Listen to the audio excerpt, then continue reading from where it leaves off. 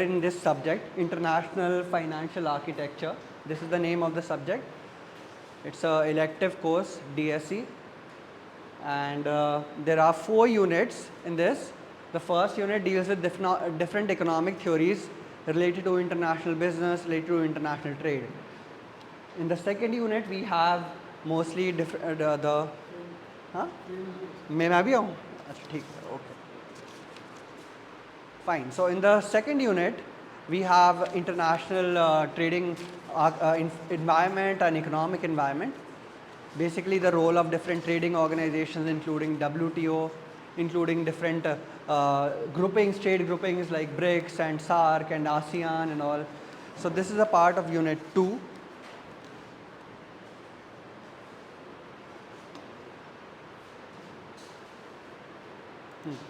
Now coming to Fine. Now coming to Unit 3, it's mainly about international investments, including the role of foreign investors, foreign institutional investors. We discussed about foreign portfolio investors. Yes? Right? So this is there in foreign investment. Along with you have portfolio investments, you also have direct investments. We have discussed all of this, but we'll go into details of this when we come to Unit 3. While the last unit, Unit 4, is about different economic institutions, including the World Bank, including IMF, right? International Monetary Funds. These are very World Bank and Asian Development Banks. These are very famous institutions which have a role in the overall international economy. So these are 4 units that are part of your syllabus. First unit is about the different theories related to international trade and economics. In the second unit, we have the overall environment, including different trade groupings like BRICS, SAARC, ASEAN and all. Third unit is about international investments, while the last unit, fourth unit, is about different institutions, including World Bank, Asian Development Bank, including IMF and all. So you should firstly be knowing the syllabus. This is your syllabus, and there is one book that you have to refer to by Radebor, Sullivan, Salvan and Daniels. So a PDF of this is available, which I have already shared on the group. So if you've joined the group later on, you can ask your friends to share the PDF with you. It's also available online, so you will be able to find it. The book is available online. But I would suggest you can obviously go through the book, but it is very time consuming. So if you want to save time, first go through the presentation. Everything will be mentioned in the slides. It's a very theoretical subject, so there aren't numericals and all.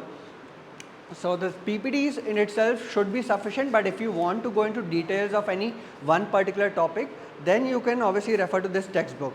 The PDF I have already shared on the group. I'll share it once again for people who have joined late.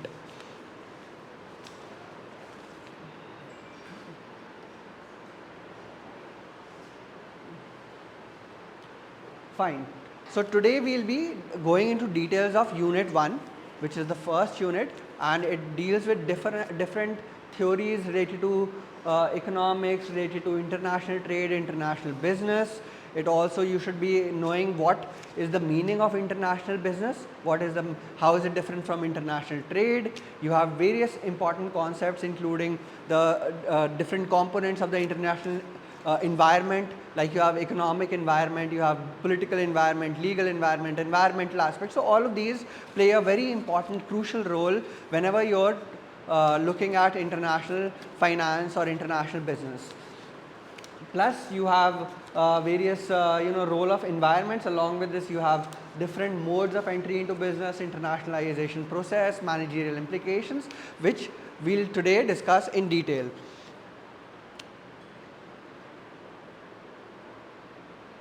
Fine. So first I want you to tell me what do you understand by international business? Do you understand anything? What is the meaning of international business?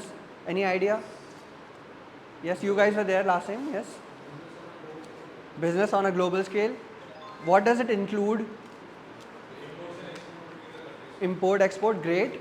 So it includes the international trade. What else does it include apart from trade? Franchisee and all, yeah, these are modes in which you could invest. You have franchisee, you have licensing. There are various ways that companies can have a stake abroad in different countries. Yes? Relationships, exactly. So political environment is also a part of international business and trade. Anything else that you think should be a part of international business? Yes, investments. Investments, which is there in Unit 3. So you should know about foreign direct investments, about foreign institutional investments, portfolio investments and all. So all of this broadly, if you have to divide international business into different categories, you can firstly have international trade as one big category within international business. You can have international investments, including FII, FPI, FDI and all. You can have international environment in general. That also plays a very crucial role when we are talking about international business.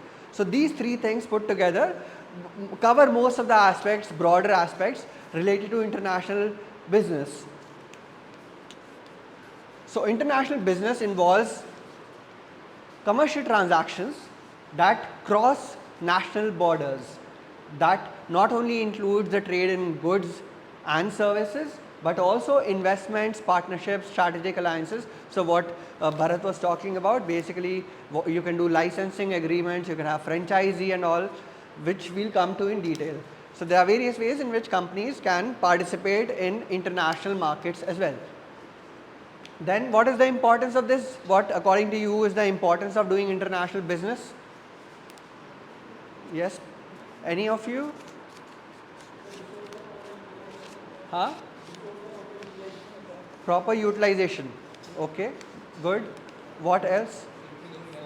Increase in wealth. Great. So one of the main reasons why you're engaging in international business is either to increase your own wealth, or to increase the wealth of your company, or to increase the wealth of your nation. So increase of wealth, better allocation of resources. So maybe one part of the world is specializing in one particular thing, or they have maybe take the example of Middle Eastern countries. They have excess of what kind of resource? Fuel, oil. So oil is very commonly found in Middle East, and that is why they can specialize in that kind of thing, and they can export those commodities which are countries specializing in or has an abundance of resources. They can channelize those resources to areas that are deficient or require those resources. So importance of globalization of international business is firstly to increase wealth, and that wealth can be your personal wealth, that can be the wealth of your company or your country as a whole. So you can take pictures of this, otherwise also I'll be sharing the PPT on the group. I'll share a link of the Google slides, and whenever we discuss whatever things we discuss will keep on getting uploaded on the same link. So you can, I'll pin that link also. You can access the resources online. So globalization has increased the importance of international business for economies and individual companies. What do you understand by globalization? Any idea? Globalization, it's a very famous term. Acha, when was the Indian economy globalized? 1990s, early 1990s. You had different kinds of reforms that were taking place. What were they called? LPG, great. So you are at least aware of the basics, I'm glad to know. LPG stands for liberalization, privatization and globalization. Globalization is integration of different countries or economies of different nations. So when globalization came into India, it tried to facilitate more and more international business, more and more international trade, more international investments. So globalization has increased the importance of international business for economies and individual companies. When more countries are engaging with each other, they can share their resources, they can share their they can specialize in one particular thing, and that leads to greater efficiency at a more global level. And why were these reforms undertaken, LPG reforms? You all must have read about this in your school as well. So why were they introduced? What was the trigger point? Why did the government felt this need to introduce these reforms? Yes? Government? economic growth, okay, to stimulate economic growth, correct, but what was the trigger point? Why only in 1990s? Why not in 80s or 70s or 60s or 2000s? Okay, fine. So initially we had to focus on our domestic economy. If we were allowing trade from everywhere, that would lead to more competition, and industries within the country would not be able to survive. They would not be able to compete with companies which are producing at a global level at a much bigger scale. So they are having economies of scale, and that leads to lower costs, and domestic companies did not have enough resources to compete at a global level. So earlier on we were focusing on our domestic economy. But what happened during the 1990s? Was down. Our domestic economy was going down, and we had a balance of payments crisis. That was the trigger point for the government to introduce all these reforms, LPG reforms. Balance of payment, do you understand the meaning of BOP? Balance of payments, balance of trade. What are the meaning of these terms?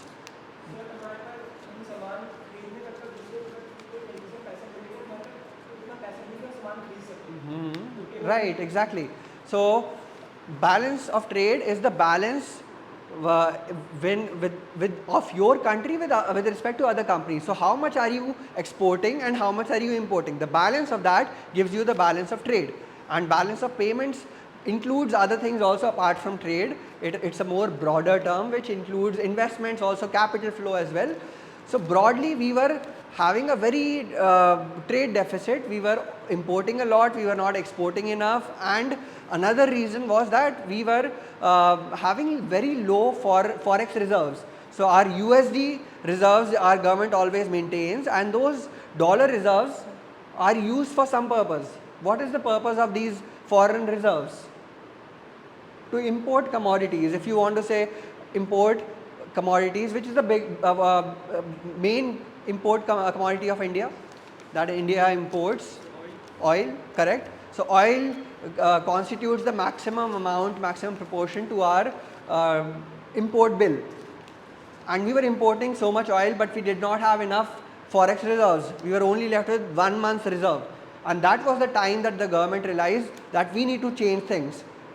And there were certain deficiencies in our economic system. The government felt that we were having too many restrictions, including licensing. We had a concept of licensing Raj. We were not promoting our export industries enough.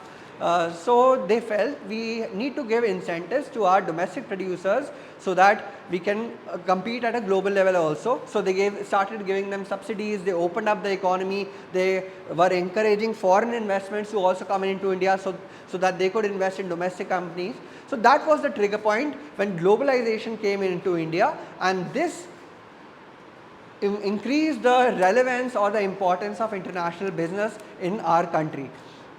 So the scope covers activities such as exporting, importing, and establishing operations in other countries, but it includes other things also. Like we were discussing, it includes things like licensing, franchising. It includes other things also like FDI, FPI, FII investments and all. So globalization, we've already discussed, it's the process by which businesses or organizations develop international influence or start operating at an international scale. So interlinkage between interconnectedness between different economies. Flow of goods, services, technology, information and people. Even people, if they are able to freely move across between different nations, that would lead to greater efficiency. Drivers, advances in technology, reduction in trade barriers, increased consumer demands and global competition. So due to advances in technology, the need was felt to improve or increase the scale of international business. Due to reduction in trade barriers, again, that was one more driver that facilitated greater international business at a global scale. Similarly, increase in consumer demand and global competition, all of these market forces also contributed to this increase in the level of international business. And at a company level, this we are talking at an economy level, but at a company or an individual level, also international business plays a crucial role. Can you please explain, any of you explain how it impacts individual companies? Competition बढ़ जाता है, great. So it results in increase of competition. What else do you think? Sales बढ़ जाती है, so they can explore international markets also to sell their goods and services. Joint ventures can be done. So if a company wants to invest in a foreign country, they can collaborate with a domestic company within that country to, yes? Maruti Suzuki exactly is a great example of this. It's a joint venture between a Japanese company and an Indian company. And that is the way that Suzuki found to enter Indian markets. So companies can also be influenced in terms of price, competition, in terms of demand and selling their products and services. They get access to international markets as well. So now we are aware of what is the meaning of international business, and this business is impacted by multiple factors. So these are the factors that can influence international business. You have economic factors, you have political factors, legal factors, cultural and technological factors. All these things can impact how companies or countries are engaging in international business. So firstly, which of these do you think is the most important? Whenever we are talking about international business, which do you feel out of these factors would play the most crucial role? Economic? Political? Okay. Legal? Right, you're all right. All the factors contribute to international business, but since economy is directly linked to business, you can say that that will have a direct impact. But other things, like government policies also can impact the level of international business, like we saw during the case of LPG reforms. Similarly, you have legal environment, so the change in laws can either restrict or make international business more easy. Similarly, the cultures that are there in the foreign country, if you are planning to enter that market, that can also play a crucial role. The technology flowing freely within different countries can also lead to greater international business and greater level of development within all countries. An example of this would be introduction of new technologies like say AI, or new technologies like electric vehicles. What else? Blockchain. So these technologies, since they are now globally spreading, they mostly originate in developed countries like US, like European countries, and then they gradually spread to developing countries and also later on to the underdeveloped world. And when this technology keeps on spreading across different countries, that can lead to greater level of development over and across the globe. Not only it won't be limited only to developed countries, it will gradually spread all over the world. Take the case of electric vehicles. They started around 2010 when Tesla was founded in US, but now after say 10 years, India is also seeing it's a big market for electric vehicles, and it's rapidly growing now. Similarly, countries which are lagging behind, even further behind India, they would also get the benefit of this technology later on. So technology is very clear how technology plays a role in overall international business and development. Now let's come to some other thing, which is let's take economic first. Economic, since its economy is directly connected to the level of international business, so that can play a very crucial role. You have factors like, can you name a few factors within economy that you should look out for when you're considering international business or trade? Inflation, good. Bharat says inflation. What else? Potential of? Can you repeat? Potential of the country. Okay. So in terms of growth, how big is the economy? Yes. What else? Exchange rates and custom duties. Right.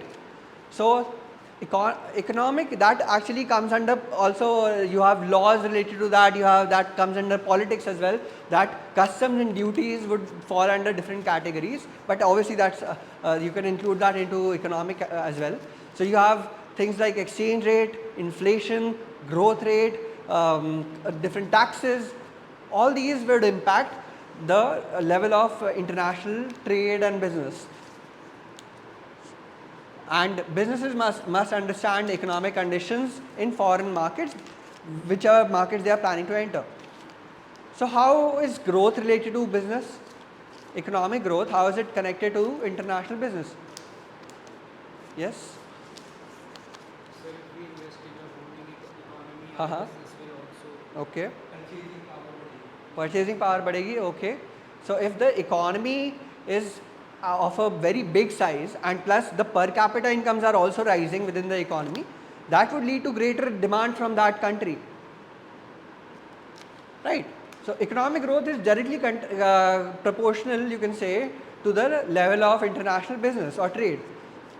तो demand बढ़ेगी, similarly उनकी purchasing power बढ़ सकती है, they would and the bigger economy that you have, it shows you the potential from a foreign participant's perspective, how much potential that country holds for that for their enterprise. Next, let's come to other factor like exchange rate. I told you, I think last time as well, how exchange rates influence international trade. Do you remember anything that I told you? Exchange rates, if the rupee is depreciating over a period of time and dollar is rising, the case that has been happening for the previous 30-40 years in India, so what do you think will happen to the importers and exporters? Who will benefit? Exporter will benefit. Why?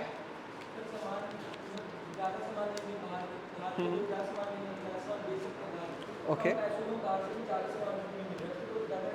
Great. Yes. You want to say? Dollar की value ज़्यादा हो रही है तो उससे how who will benefit? हाँ, right. What is your name? Aditya. Great. So Aditya is also correct. Basically, if Indian rupee is depreciating, it's going down, that means the value of our currency is reducing, and that means the goods and services that we are producing are becoming cheaper globally. So whoever wants to purchase maybe a particular maybe let's take pharmaceutical industry. If somebody wants to produce, they are producing drugs in India also, they are producing drugs in US. It's firstly cheaper to produce in India because you have labor and capital very easily available. So at least labor is very cheaply available. So it's very easy to produce and very at a low cost. Plus you get the benefit of depreciating currency. So in India, if rupee is depreciating, it's the medicines that are being produced in India are becoming cheaper for people who are sitting in US. So it will benefit. Depreciation of the currency always benefits the exporters, keep that in mind, and if the currency is appreciating, that will benefit the importers. So exchange rates, we know now how they can influence business. Inflation का क्या impact होगा on international business? हाँ, customers okay, बढ़ जाएगी, घट जाएगी, ठीक है, गुड. कस्टमर्स की परचेजिंग पावर घट जाएगी. इन्फ्लेशन से obviously if it's there is greater level of inflation in India compare to US, in that case the purchasing power domestically is going down, but not at a global level, that is only at a domestic level. तो who will that benefit? कि अगर India में ज़्यादा बढ़ रहा है inflation तो उससे क्या इम्पैक्ट होना चाहिए ऑन इंटरनेशनल बिजनेस और trade? You are saying that the demand will go down in India as a result of this. Investment कम होगी. Great. That is one very important point. So whenever you are looking to invest in a foreign country, you look at the real rate of inflation, not the nominal rate of inflation, interest rates. So you look at the real interest rates, not the nominal interest rates, meaning adjusted for inflation and all. So whenever a country is experiencing a very high level of inflation, from the foreign investors' perspective, that economy becomes less attractive. Why? Because that one thing it shows you that the country is, if the country is unstable. So if the country is unstable, foreign investors would not like to invest in such a country. So inflation also can play a different role in different countries, and also if say your domestic goods are rising, are becoming much more expensive, then you would start preferring foreign goods. You would try to replace them. If your prices of say the toys that you are producing in India are rising as a result of inflation, you would prefer to import them from China. Simple. So inflation can impact your trade as well and can impact investments also. So we have broadly growth, exchange rates and inflation that are the most important economic parameters. You can look at other things also, but these make most sense. Then political environment. Let's come to political environment. How do you think political environment, what role does it play in international business? Politics. New government comes with new policies and Right. So policies keep on changing with new governments. And how, can you give me any example of a policy that will impact imports, exports or international investments? GST, okay. That is mainly for the domestic economy. Not, you have customs and other taxes, import duties that can impact the foreign level of imports and exports. So if the country increases the tariffs on imported goods, that is called customs. So if the custom duties are increased, then that would lead to lower imports. And why would the country, why would the government like to do this? Why would they want to increase the custom duties? Exactly. So protectionism, that's called, if they want to protect their domestic producers and insulate them from the rest of the world, they can simply increase the level of duties and tariffs. And also to raise high taxes, to have greater tax revenues. So this is also a source of tax revenue for the government. You have income taxes, you have, what else do you have? You have GST, direct and indirect taxes. You also have custom duties. Does it come under direct or indirect? Is it a direct tax or an indirect tax? Direct? GST, is it direct or indirect? Indirect. So this will also be indirect. This will be passed on. So if the custom duty is high, maybe you are importing particular commodity from US, and if the custom duties are high on that product, the producers within US, sitting within US, they will increase the price for Indian markets. They will pass on the same burden to the consumers, and then people will start thinking twice before buying the same thing, and that would again lead to what we were talking about, protectionism, protection of domestic industries. So one is related to customs and duties and all. Anything else, any other policy of the government that can impact globally? Yes? Globalisation भी एक policy ही है actually कि government किस वे में global markets को, international markets को देख रही है. So if they were introduced these LPG reforms in 1990s, they were trying to make they were trying to promote international trade and business. So for that they they reduced certain things. They reduced the customs, they reduced the quotas also. So do you know what is quota? How is it different from a duty?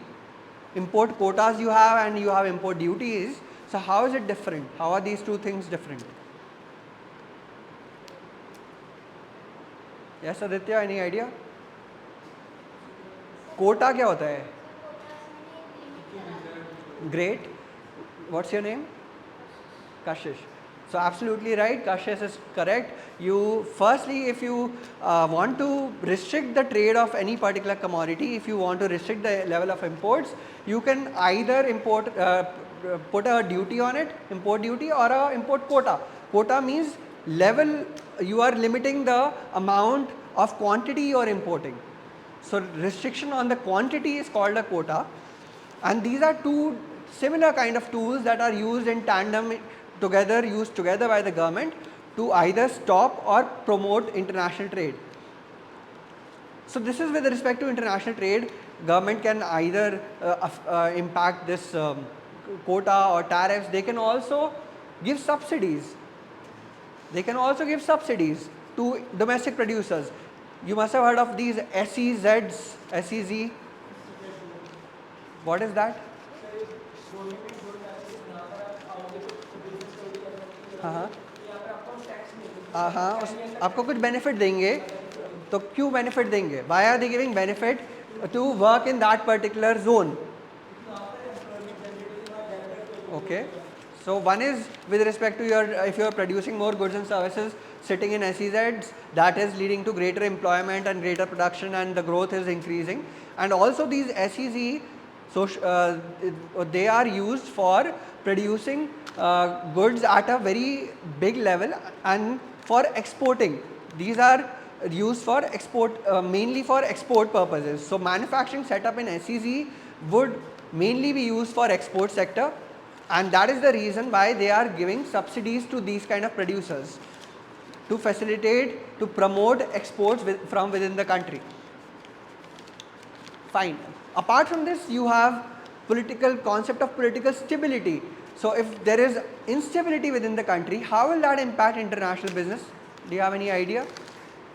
It's very simple. Share market fluctuate hoga. Good. Your name? Mausam. Okay. Mausam is good. It's awesome. So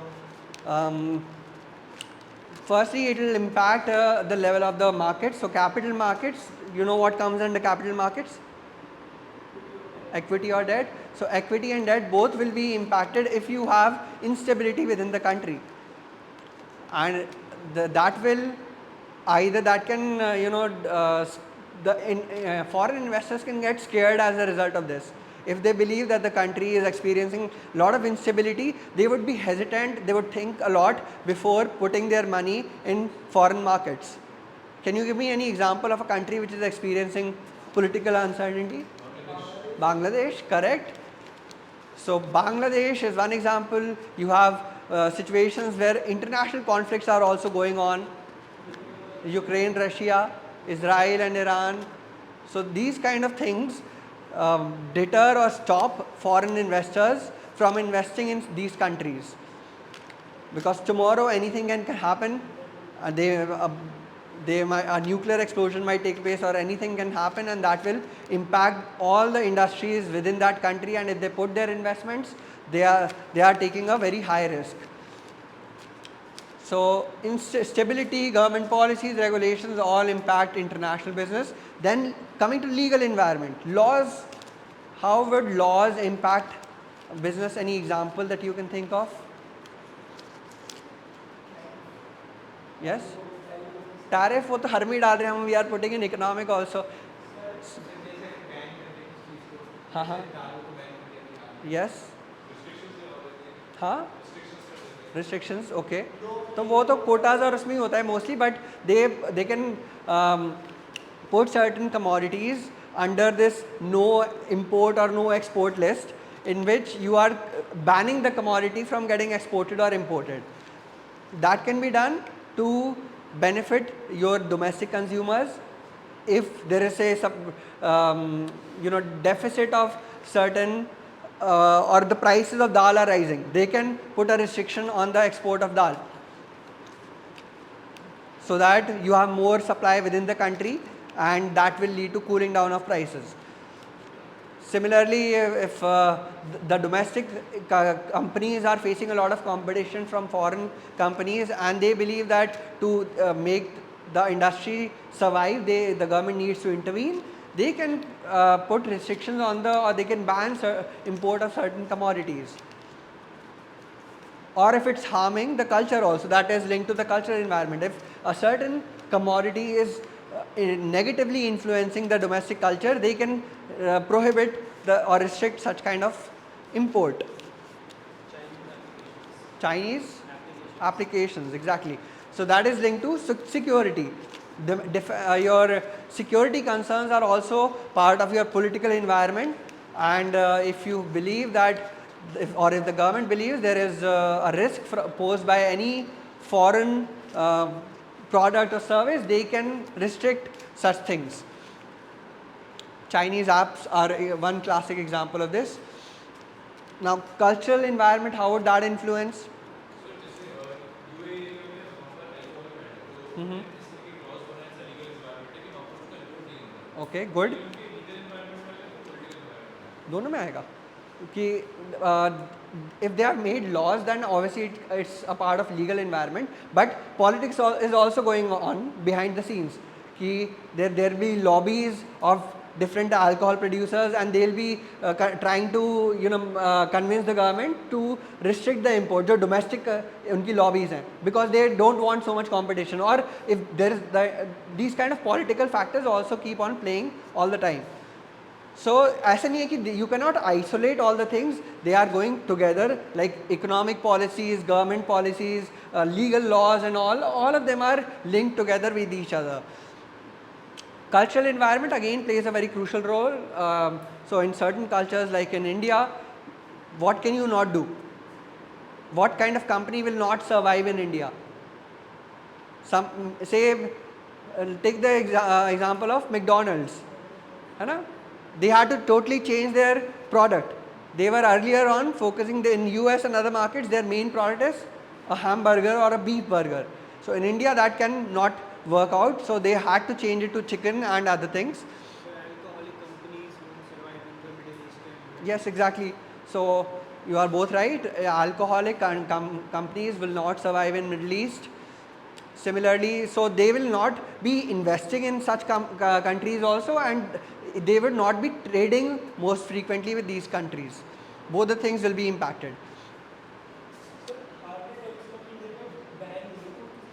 कौन सी चीज़? हाँ हाँ. What was the reason? I don't know. I'm not aware of this. क्या reason क्या था उसका? Okay. Yes, please.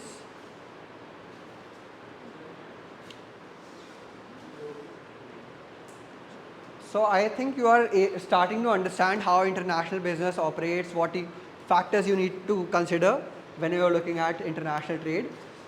So there are all these factors pose different risks to the international business. You have political risks, economic risks, cultural challenges, challenge of income distribution. So would anyone like to explain this? Income distribution, how is it impacted by international business?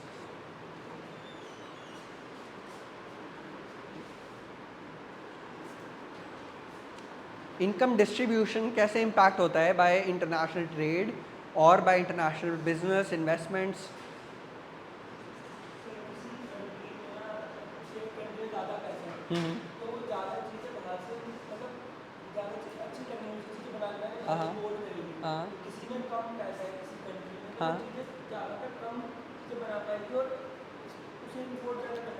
So that is what I am asking you. If there is more trade between different countries, will that lead to better distribution of wealth, or will that lead to unequal distribution, and why?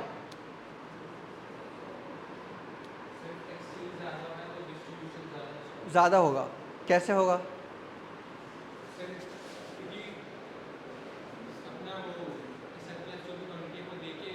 हाँ. Okay. So that is one argument कि हाँ efficiency भी बढ़ेगी और distribution भी improve होगा. If you are able to trade in commodities, maybe you are having surplus of one thing, you can send it to some other place, and in return for this you can get something else from some other place which you are having a deficiency of. So that is one argument कि हाँ फायदा होगा, पर नुकसान भी हो सकता है. कैसे? So maybe because the foreign companies are investing in another country, they will not take it very seriously about the income distribution of that particular. Right. So people are looking at if there is completely a free market kind of thing internationally also. If you remove all kinds of barriers to trade and business internationally, then everyone would be driven by this profit incentive, profit motive. So this is connected to the debate on capitalism versus socialism. So if the whole world is becoming capitalized, there is capital, then there's capitalism all over. Everyone is being driven by the profit motive. Government is playing a less significant role. Then nobody would be concerned about wealth distribution within any country. You would only be driven by your own personal profits. So maybe government has improved the trading environment, the business environment internationally. That is leading to greater investments, and all the investments are going to Ambanis and Adanis. So the small businesses are not getting enough foreign investments, and that could again lead to greater disparity within the country. So good. What's your name? Akbar. Akbar. ठीक है. So great point. It totally depends. You can have either benefits also, you can have negative drawbacks also with respect to income distribution within the country as a result of international business or trade. Then there are certain opportunities or some positive points. It's an opportunity to expand your markets from the company's perspective. You can sell it domestically, but you can also go abroad with the same thing.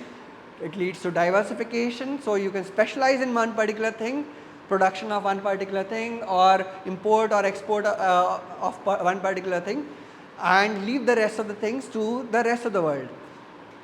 Economic growth is also driven by this. So you have both pros and cons of international business, challenges and opportunities. Next. So these are some of the theories we'll be discussing in this. I think coming few minutes we'll be discussing about different theories of international trade. So we had discussed this question last time as well. Yes. So I had discussed this last time with you. Basically the question is, if a country is specializing in one thing and the other country is doing better in the other thing, so they should be trading or no? If one country is more efficient in doing one thing and the other country is more efficient in the other thing, so they should be engaging in trade. Yes, Aditya, right? But now let's take the second scenario in which one country is better at doing both the things and the second country does not know anything. They are totally less efficient in production of each and everything. So in that case, should they engage in trade? No? Yes? So last time, people who came last time are saying yes. People who came this time are saying no. Why? What do you think, Akbar? Say yes from the side of the less developing country, Uh-huh. less developed country, and no from the side of Acha. the No, I am asking from the person who is more efficient. Should he engage in trade?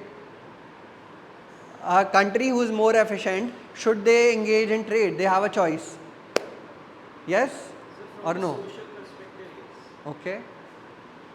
Fine. So it's basically these are two very important theories which form the backbone of international business. One is the theory of competitive absolute advantage came first, so they have been written in the wrong way. Absolute advantage should come at the top. That was a much earlier theory, and after that later on one more theory came up, which was the comparative advantage theory. Absolute advantage was given by Adam Smith. Adam Smith, do you know who is Adam Smith? Father of economics. So the traditional economics was given the concept, most of the concepts were given by Adam Smith.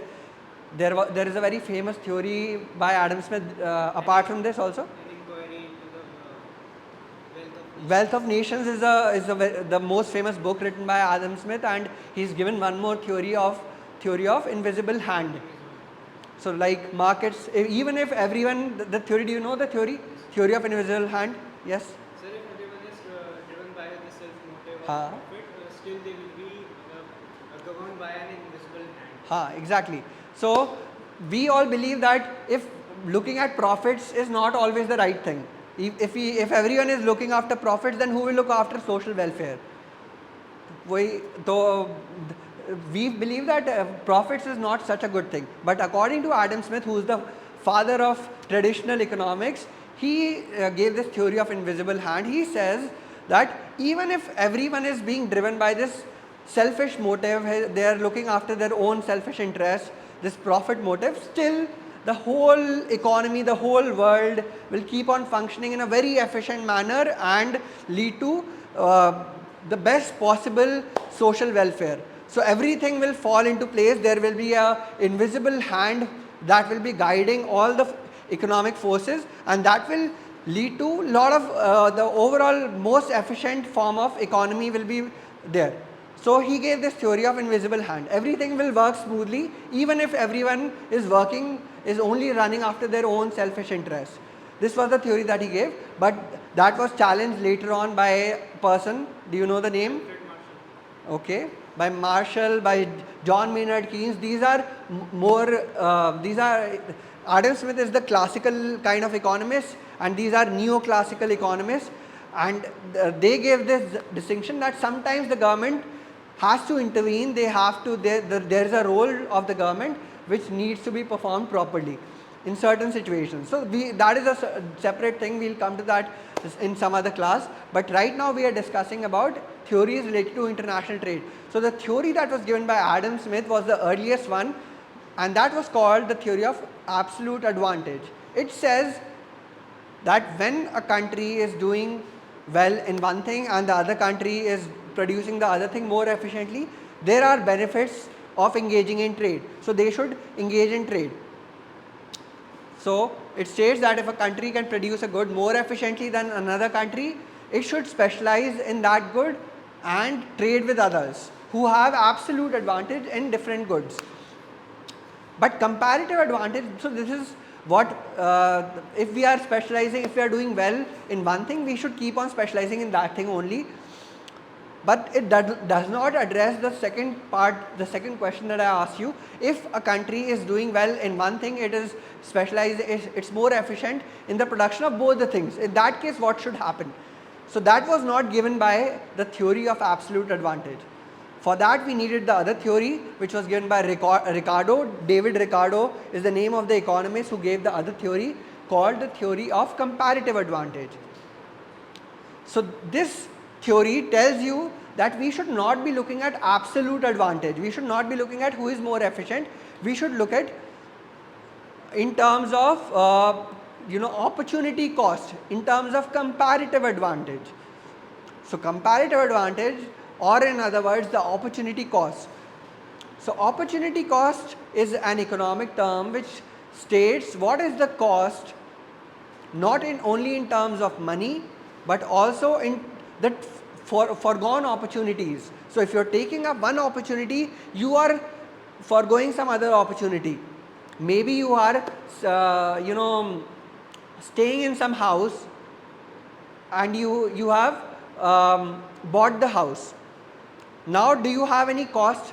Are you paying any rent for that house? No. So is there any cost to you? Is there any opportunity cost? I am asking you. Cost, you are not paying any direct cost, you are not paying any rent because you already own the house, but still you are paying a cost for it. What is the cost? Rent. You are foregoing the rent. If you are not staying in the house, if you are staying somewhere else, you could have earned the rent on that house. But now you are staying in that house, but so in a way the cost that you are still paying is the rent. That is called the concept of opportunity cost. So you should think of international trade also in terms of opportunity cost. That is what the theory of comparative advantage is saying. If a country is efficient in producing both the things, let's take the example of, I told you last time, let's take the example of a accountant or a doctor. An accountant is good at managing, at filing tax returns, and he can reduce the tax liabilities for his clients. He charges 1000 rupee per hour for consulting his clients. But he can also do typing more efficiently than his receptionist. He has a receptionist, he can do typing more efficiently. So should he also do typing and not keep the receptionist? Should he do everything himself? Typing he should be doing himself. He should be receiving the clients also. He should be consulting them also. He should be looking after the cleaning as well. He can do everything more efficiently. Should he do that? So the same, why? Because the opportunity cost, if he starts doing all the things, if he's cleaning his office, he's taking calls all the time, he's typing also, then he's losing time, and time is valuable, time is also money. He could have used that time to consult other clients. So the cost of every hour of his work, maybe he's typing for 1 hour every day, he's losing out on 1000 rupees. Although, and he can pay 100 rupees to his receptionist to do this extra work for 1 hour. Right? So this is the benefit of trade. This is exactly how you should think of trade. When we are talking about the theory of comparative advantage, it's exactly the same thing. You should look at trade in terms of opportunity cost. So if a country like US is able to do everything better than India, they are able to produce, due to technology, they are able to produce each and everything more efficiently. Even in that case, they will have benefit, because they will have to look within all their products, which are the 2-3 products we can get the maximum revenue out of. So we can produce these 2 or 3 things only. We can specialize in these 2 or 3 main things, and we can outsource the rest of the things. And that is what they've done also. Even if they can produce all the things more efficiently than India, they are still importing a lot from India and China. So the reason is same, because the opportunity for the country, opportunity cost for the country, for US would be very high if they start doing each and every work by themselves. And there is one more theory called HO theory, Heckscher-Ohlin theory. This theory says that countries will export goods that have that use their abundant factors of production, and import the goods in which they have scarce factors. Can you give me example of this? Any example that you can think of? Yes, Mausam, any idea? IT? Okay, why IT? So factors of production means factors like labor, like capital. So yes, land, labor, capital, all these are factors of production. So if in India we have labor abundantly available at cheap prices, so we should ideally be exporting things that require labor. We should specialize and produce those things which cost us less. Why are they costing us less? Because we have abundant factors of production like labor. So example of this would be IT services. We can easily export because we can make them cheaply. While in US they have maybe factors of production like technology or capital very cheaply available. So they should specialize in things that require technology, and they should be exporting those things and importing the rest of the things. And in India we should be exporting things that require labor, and we should be exporting things that require capital that we are not having abundantly compared to other developed countries. So gains from trade are many, including increased efficiency, consumer benefits as a result of competition, increased economic growth, and increased technology transfer. Technology can also flow across countries, like I already gave you the example.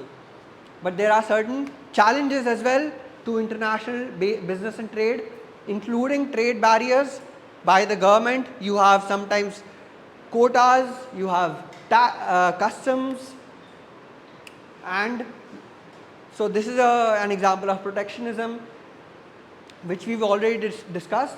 Then you have global trade imbalances as well.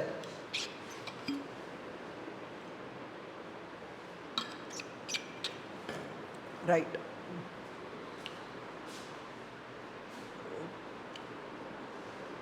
So we've discussed all of this. We've discussed about the trade barriers, including tariffs and quotas. We've discussed about protectionism, about global trade imbalance as well. Certain countries may benefit a lot out of trade. Certain countries may become dependent on imports. So that can again lead to misallocation or less inefficient allocation of resources and unequal distribution of wealth.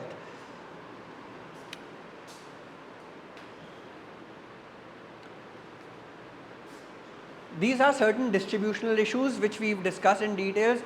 As a result of trade, you can sometimes have winners and losers. Certain countries may be winning as a result of trade. Certain countries may be losing out. They may become too dependent on trade, on imports especially, and then they may start having less foreign reserves. They may start becoming very dependent on other countries. You have adjustment costs as well. The process of adjusting to trade can be costly for certain sectors, leading to job losses and economic disruption. So maybe right now we have a lot of IT sector is growing a lot in India.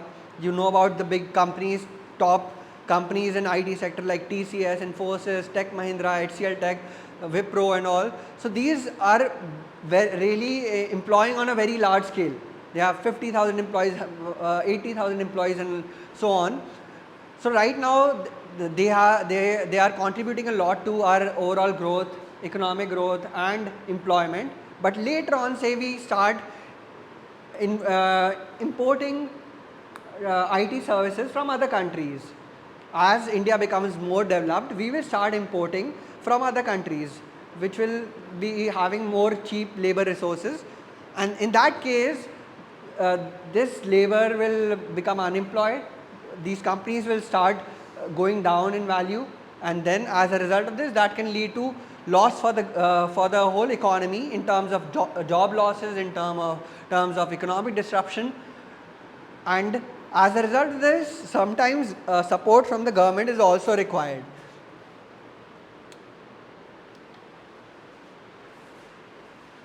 So all of these we've discussed: tariffs, quotas, subsidies. Subsidies are sometimes given to domestic industries to export goods. Like I gave you the example of special economic zones, SEZs. So companies which are manufacturing within SEZs for export purposes are given subsidies by the government. Then you also have trade agreements like, can you name any trade agreement? Any trade agreement? Have you heard of NAFTA, North American Free Trade Agreement? Similarly, you have SAFTA, South American Free Trade Agreement. You have World Trade Organization, WTO agreements and all, free trade agreements between different countries. So you can have bilateral agreements, also multilateral agreements within the EU, within the European Union. You have various agreements between different countries to facilitate free movement of trade of goods and services between different countries. So all these are instruments used by the governments to either facilitate, to promote trade or to restrict trade.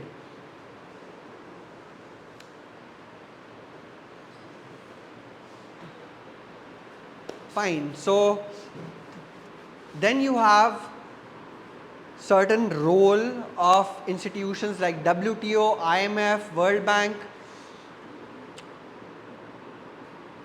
Please tell me the difference between World Bank and IMF. Are you aware of any difference? Both are very famous organizations. I'm sure you must have all heard about them. They are always in the news, constantly in the news. You keep hearing about International Monetary Fund. Do you know who's the chairman of IMF? Some Indian? Some South Indian lady, you know? I think it's Geeta Gopinathan. Fine. So you have IMF and World Bank. How are they different? World Trade Organization तो ठीक है, trade के लिए ही है, to sign agreements and to facilitate trade between countries, to make the globally, उनका aim यही है कि to foster international relations so that you can have free movement or efficient movement of goods and services between different countries and investments as well. But what about IMF and world bank, ये दोनों क्या करते हैं? Private को loan देता है, okay, countries को देता है? नहीं, वो भी IMF भी कंट्रीज को ही देता है। क्या डिफरेंस है दोनों के? लोन्स, दोनों लोन ही देते हैं कंट्रीज को, but how are both of them different? IMF government को देता है और वर्ल्ड बैंक गवर्नमेंट को देता है और IMF नहीं, दोनों गवर्नमेंट को देते हैं। So how are they different? See, one is for short term, one is for long term. World bank long term development देखता है कि वो कंट्रीज कौन सी हैं, which are the countries that need are help the most, the countries that are lagging behind, that are underdeveloped, जहाँ पे हमारी हेल्प की ज़रूरत है to promote overall inclusive economic growth and development so that all sectors develop properly within the country. So they are giving long term loans to the governments of such underdeveloped countries. That is the role of World Bank. Or IMF is looking after short term liquidity needs of the countries.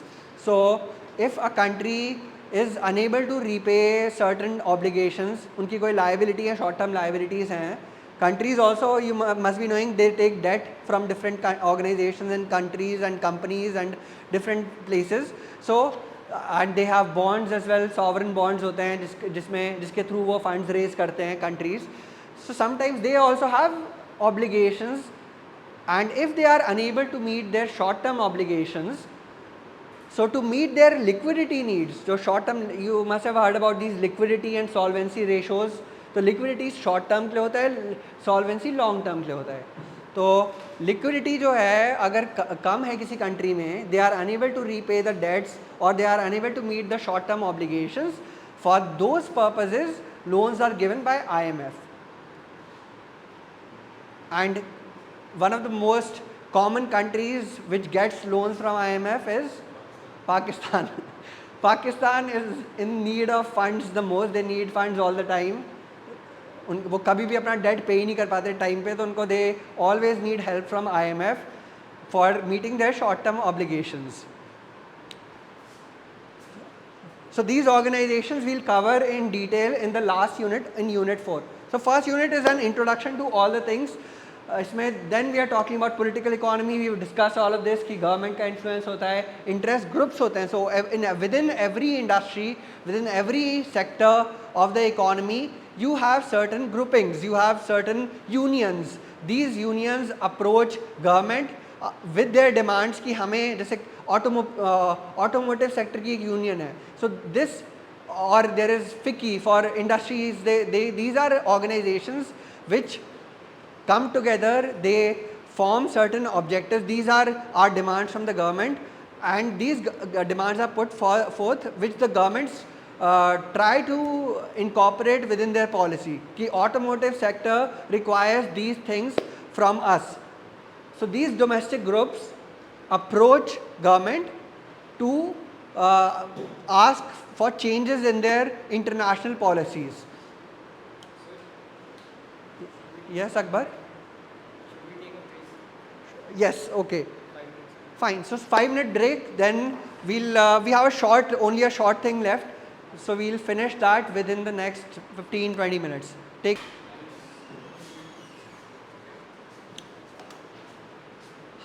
So this is one more. Some of this we've already discussed. Theory of comparative advantage, absolute advantage तो देख ही लिया है, but थोड़ा इसमें और भी दे रखी हैं. This we'll finish, and this is the last thing we'll do for today. So international trade theories analyze the patterns of international trade. The theories explain how goods are traded among various nations and which goods are advantageous for trading. So जैसे US में car manufacturing has advantage, even Japan में, even in India in spices.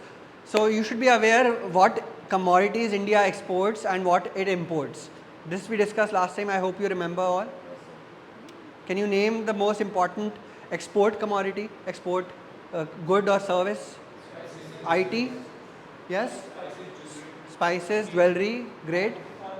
Pharmaceutical. So maximum जो import का export का revenue आता है country में, that is through IT and pharma. So IT companies, you have big companies like TCS, Infosys, Wipro, Tech Mahindra, HCL Tech and all. In pharmaceuticals, you have companies like Sun Pharma. Can you name any other? Dr. Reddy's, any other company that you know? Lupin, Cipla. So these are big companies, Divi's Labs and all. बाकी jewellery और spices में बहुत सारी unorganised industry भी है India में जो export कर रहे हैं. तो these are big sectors that India specializes in for exports. Imports, what does India import mainly? Oil. What else? Automobiles. What else? Electronics. So these are major import commodities within India. Fine. So you can divide theories into traditional and modern. तो traditional में mercantilism आती है, absolute advantage, comparative advantage और factor endowment. तो ये तीन तो हमने देखी थी, एब्सोल्यूट, कंपैरेटिव और फैक्टर एंडाउमेंट. दैट इज़ हेक्सर-रोलिन वाली जो थ्योरी थी. बाकी मॉडर्न थ्योरीज में ये आती हैं country similarity, product life cycle, new trade theory and national competitive advantage.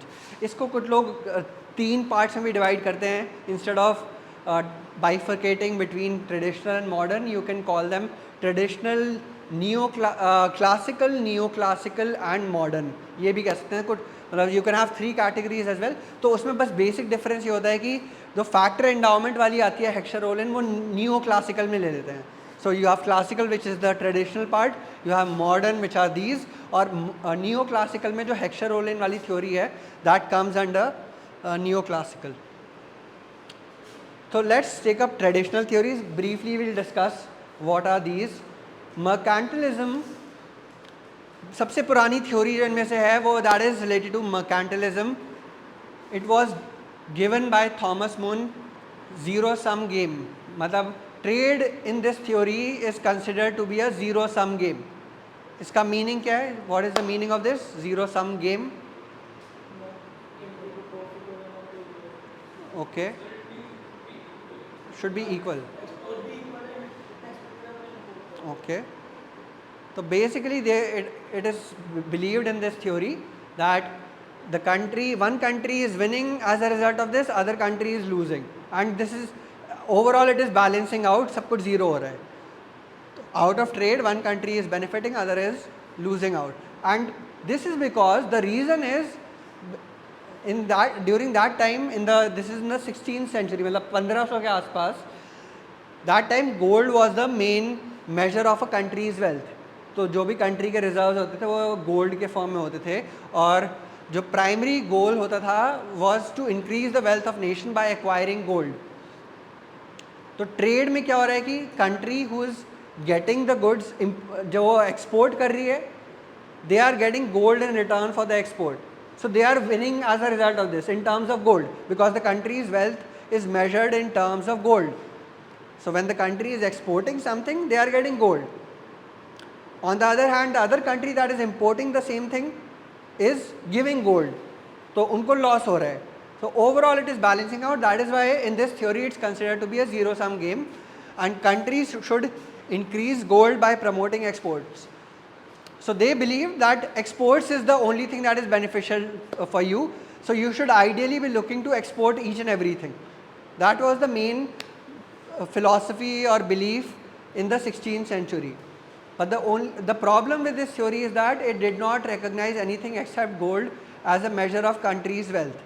तो अगर कुछ import कर रहे हैं तो उसका फ़ायदा भी तो हो सकता है कुछ इंपोर्ट करने का, वो इसमें कंसिडर ही नहीं हो रहा. इसमें everything you are looking at in terms of gold only, कि जा रहे हैं आ रहा है gold, that is your measure of success as a country. However, that's not the right thing to do. You can even, if you are specializing in one thing, that can also benefit you. That can lead to greater efficiency in the long term. So you should not only be ideally thinking only in terms of gold. You should be thinking, you should consider other things also, including your efficiency, because the benefits of specialization is in terms of efficiency, in terms of opportunity cost. ठीक है. Then इसी से related एक यही चीज़ है कि a country can not benefit in the long term by only exporting और importing. So this is one more thing which this is related to this theory of mercantilism. इसमें David Hume said that if a country is suppose exporting, they'll keep on getting some gold, but they cannot keep on continuing exporting for a long period of time. उससे क्या होगा कि disequilibrium हो जाएगा. The other country will, their gold reserves will end at some point of time, and this kind of state cannot keep on continuing.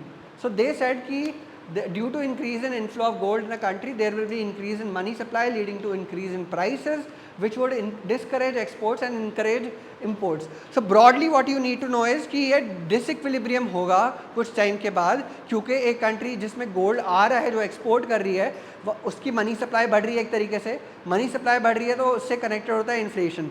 You are all finance students, you should be knowing that the major inflation is determined mainly by money supply in the economy, which is controlled by RBI also through interest rates right now, but that time there was no RBI. There used to be mainly this money supply was dependent on the supply of gold within the country. So if the money supply is increasing, inflation generally increases within the country, and this theory is saying that this is related to mercantilism, that if a country keeps on exporting, it will keep on getting gold, and more gold will lead to a greater money supply, greater inflation, and due to inflation this will discourage exports again and encourage imports. So this cycle will not go on all the time. एक time के बाद ये disequilibrium हो जाएगा और फिर country को वापस जो एक्सपोर्ट कर रही है उसे इंपोर्ट करना पड़ेगा और जो इंपोर्ट कर रही है उसे एक्सपोर्ट करना पड़ेगा. तो this is the oldest theory related to international trade. ठीक है, mercantilism, theory of mercantilism. Next we have discuss absolute advantage, ये हम कर ही चुके हैं, which is the theory given by Adam Smith. ये 18th सेंचुरी की है, 1776 की, and it is saying that trade is not a zero sum game, it is a positive sum game. मतलब कि दोनों कंट्रीज को बेनिफिट हो रहा है इसके रिजल्ट से.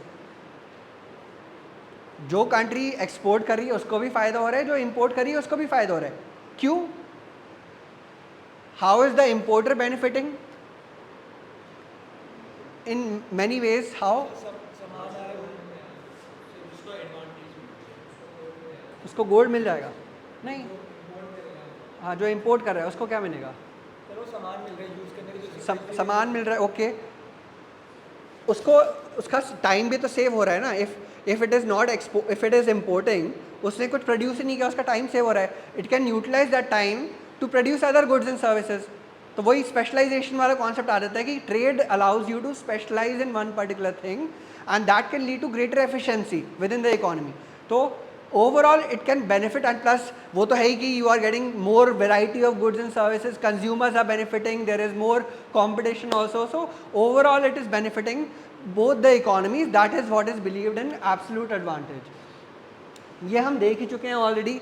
We have seen this we do not need to do. Comparative advantage is again the theory given by David Ricardo in the 19th century. तो ये हम 15th सेंचुरी से लेकर के 18th सेंचुरी से लेकर के 19th सेंचुरी में आ गए हैं. So firstly we had mercantilism, फिर absolute advantage, then comparative advantage. इसमें भी trade is considered to be a positive sum game, but in this case you are saying even if the country is more efficient in both the things, it should still engage in trade. It should focus more on the commodity that it is much more efficient in compared to the other commodity. मतलब कि दोनों within the two commodities it is better in this one, so it should export this one only and it should import the other one. जैसे वो you should keep in mind the example of doctor and accountant and their receptionist. So this is the theory of competitive advantage. So you have three theories within the classical trade theories. Yeah, let's not go into details of this. ठीक है. Fine. So we have discussed about classical theories. Classical में ये तीन आ रही हैं, right? Mercantilism, absolute advantage and competitive advantage. Now we come to neoclassical, और वो कभी कभार ट्रेडिशनल में भी आता है, which is the factor endowment और Heckscher-Ohlin theory होती है. HO theory और factor endowment theory, it says basically that country should specialize in, it should export the thing that the factors it is abundant with. अगर India में labour abundant है तो India को labour वाली चीज़ें ही बनानी चाहिए और एक्सपोर्ट करनी चाहिए. अगर यूएस में टेक्नोलॉजी या कैपिटल अबंडेंट है तो उनको उसी से चीज़ें बनानी चाहिए और वही एक्सपोर्ट करनी चाहिए, बाकी चीज़ें इंपोर्ट करनी चाहिए. जो भी फैक्टर ऑफ प्रोडक्शन आपके पास है आपको वही चीज़ एक्सपोर्ट करनी चाहिए और दूसरी चीज़ें इंपोर्ट करनी चाहिए. So this comes under new classical theory of international trade.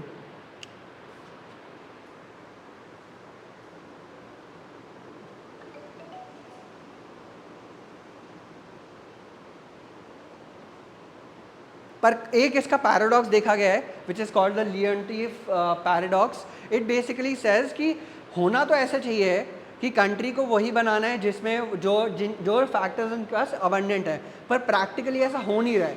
This is contradicting the theory of the HO theory, factor endowment theory, which says that you should specialize and export the commodities that you are having abundant factors. However, practically if you see, this is not exactly happening. In real world, countries in the world exported commodities, they were more, so okay, US, the most capital abundant country in the world, exported commodities that were more labor intensive, contrary to HO theory. तो मतलब basically by observing real world data, they found कि जो HO theory है, factor endowment theory है, वो practically इतना true नहीं है. So this is again with respect to the neoclassical theory. Now let's come to the modern theories. हमने classical देख ली जिसमें 3 आई, then we looked at HO theory which came under neoclassical, and now let's come to traditional theories. To the modern theory, sorry. Modern theory में first है country similarity theory. It is by Linder, a Swedish economist in 1960s. तो ये अब हम आ गए हैं 20th century में. Consider मतलब आफ्टर आर इंडिपेंडेंस, उसके बाद जो थ्योरीज आई हैं we are classifying them as modern theories. So theories that came before the 19th century till the 19th century are considered to be the classical theories. Then you have neoclassical theory between 1950 तक के पहले की, and after the 1950s the theories that came after that are being called the modern theories of international trade. So this is opposite of HO theory, because we saw कि वो एक paradox आ रहा है, Leontief paradox आ रहा है, उसी से related उन्होंने ये कहा कि yes. So this is a theory of preference similarity, industry trade with differentiation. Okay.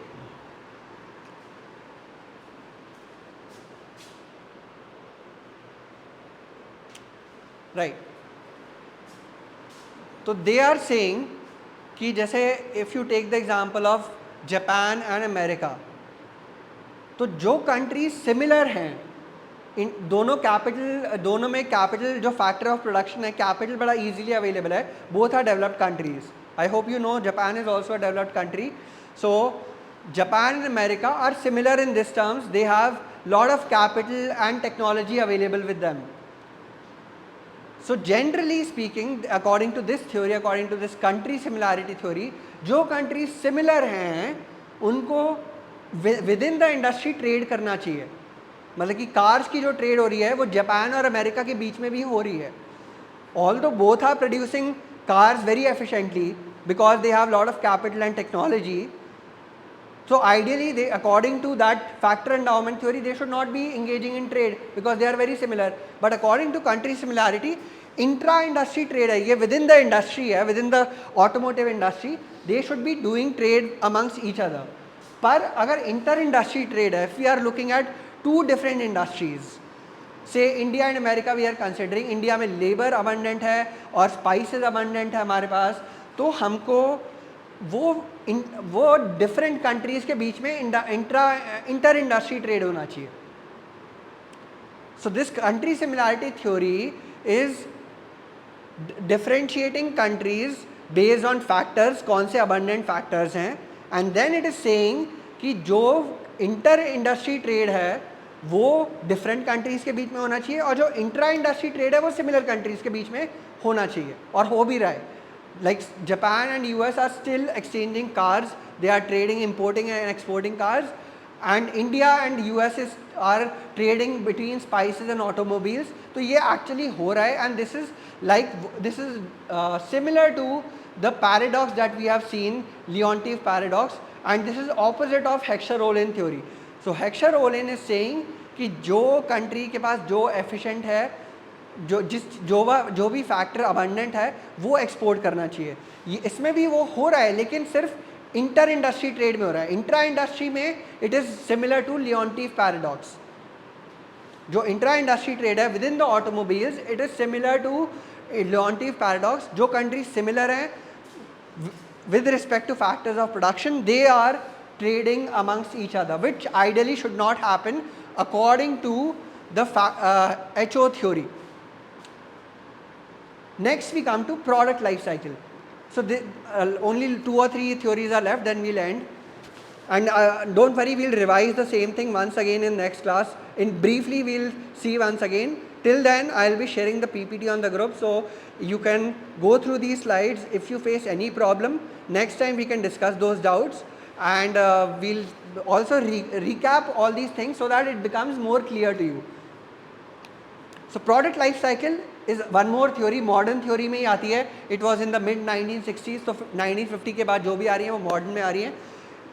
इसमें यही कहा है कि प्रोडक्ट की एक लाइफ साइकिल होती है. Do you know this? Her product की एक लाइफ साइकिल होती है. स्टेजेस होती हैं अलग अलग. What are the stages? Can anyone tell me? Yes मौसम.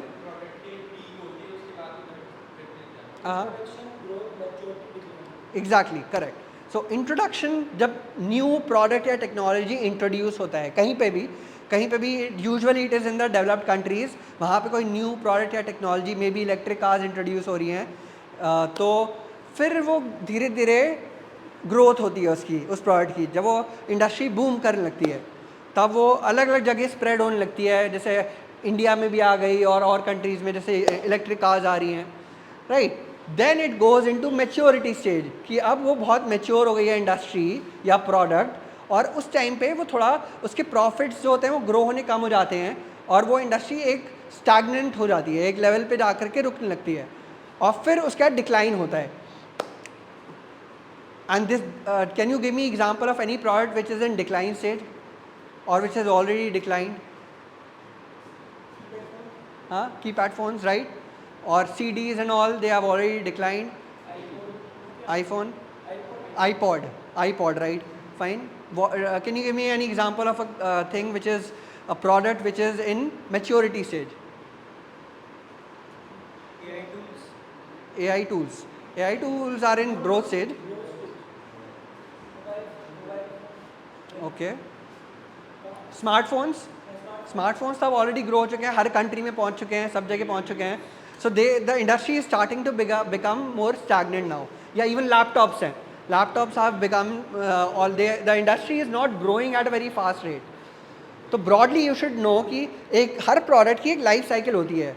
वो इंट्रोड्यूस होता है, ग्रो होता है, अलग अलग जगह स्प्रेड होता है, वहाँ पे फिर उसका एक सैचुरेशन पॉइंट आ जाता है, मैच्योरिटी आ जाती है, and then it starts declining. तो अब ये एक थ्योरी ये कहती है प्रोडक्ट लाइफ साइकिल कि यूजुअली प्रोडक्ट्स एक डेवलप्ड कंट्री में इंट्रोड्यूस होते हैं, फिर वहाँ से वो डेवलपिंग कंट्रीज़ में स्प्रेड होते हैं. उसके बाद क्या होता है कि जो कंट्रीज़ होती हैं, वो जो डेवलप्ड कंट्रीज़ हैं, वो उन्हें लगेगा कि इंडिया में तो इसका प्रोडक्शन और सस्ते में हो सकता है. जैसे एप्पल आईफोन है, now they are getting produce in India. So Apple has felt कि US में प्रोड्यूस करना महंगा पड़ रहा है, so we should start producing in India.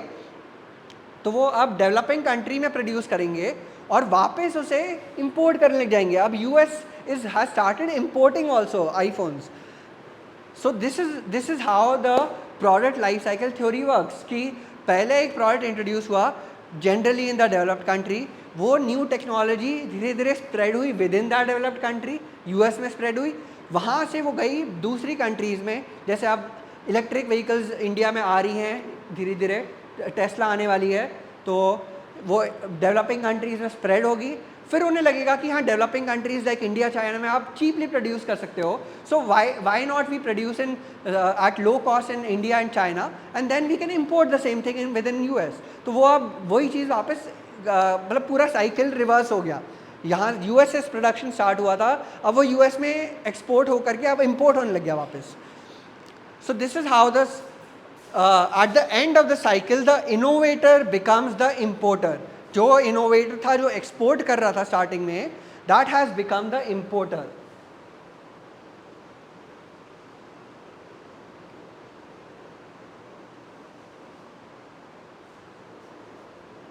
Fine. Or the last theory, I think this is the last one, which is the new trade theory.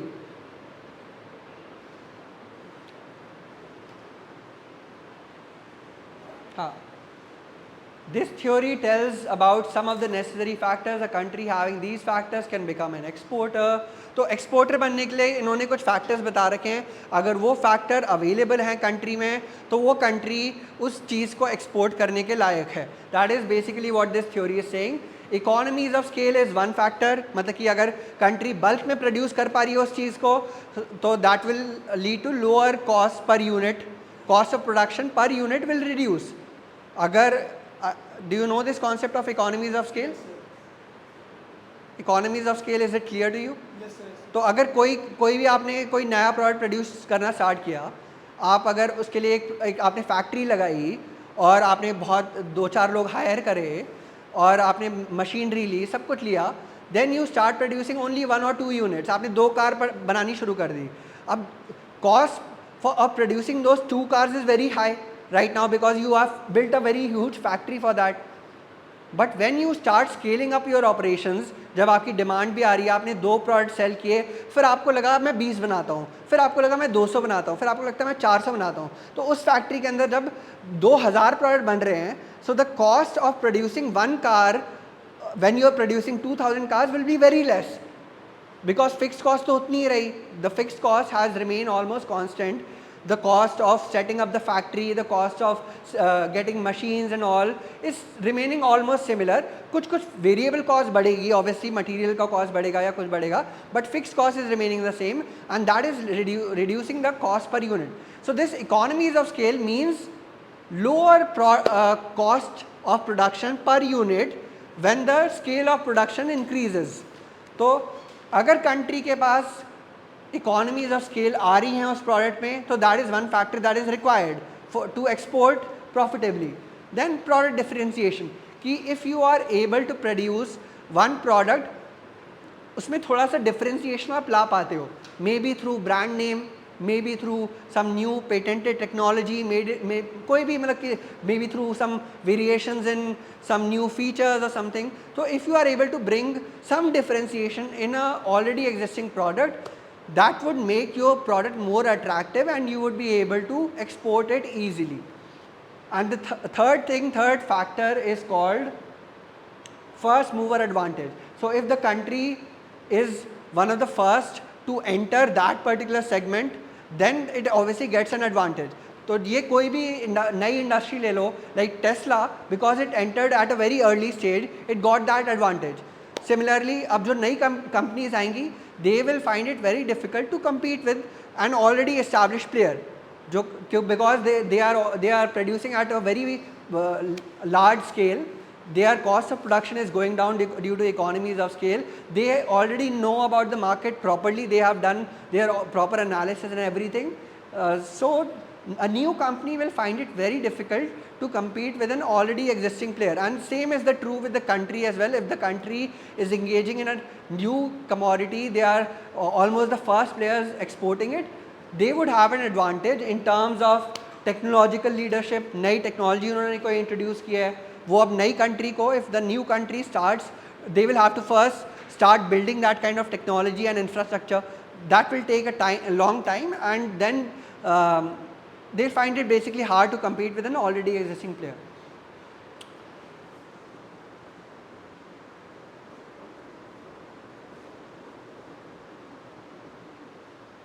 So these are certain things which will help a country to export commodities.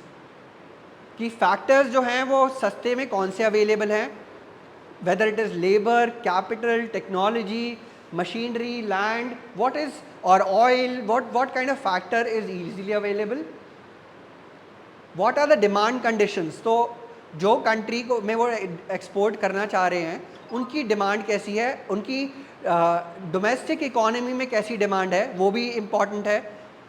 ये चीज़ इन पे depend करेगा export करते हैं, import करते हैं और कितना करते हैं, किस चीज़ को करते हैं. Then relating and supporting industries. So allied industries हैं कि नहीं है.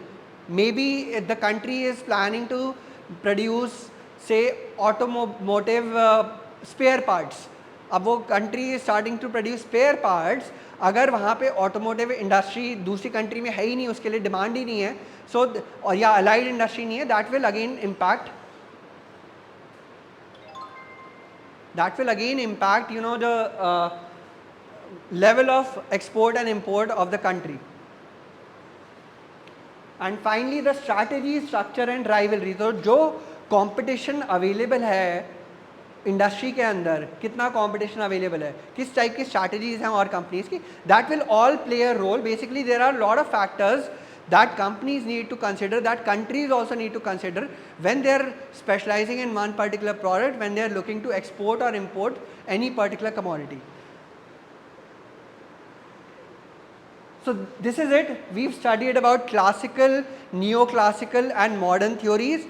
Just to summarize, I'm trying to summarize now. There are different kinds of theories related to international trade. We have looked at classical theories, which are the theories starting from the 15th century till the 18th century, 19th century. In this, we have examples like, can you give me any example of a theory? Can anyone give me an example? Yes, mercantilism. We have what else? Absolute advantage, competitive advantage, right? Then we come to neoclassical theories, which are the theories in the early 20th century till 1950s. An example of this is Heckscher-Ohlin theory, HO or factor endowment theory, right? That is comes under neoclassical. And we had the Leontief paradox also, which shows you that practically it is not holding true. Then we came to modern trade theories. In this we again have 3-4 theories related to country similarity, related to product life cycle, yes, new trade theory. So this is broadly to give you an overview, to just to summarize what we have discussed. Next time I'll ask you all to summarize I'll ask each of you to summarize one kind of theory. Okay? So just read about this. If you have any doubts, get back to me. Next time we can discuss. Right? We'll stop here now. We have broadly in this class we've discussed Unit 1. In Unit 1 we've looked at different concepts related to international business, including international trade, including international investments, international business environment, different factors that affect that, political, legal, economic, all these things, along with the different trade theories. That's all we've discussed today. And next time I'll ask you all, just go through the slides. If you have any queries, get back to me. Fine.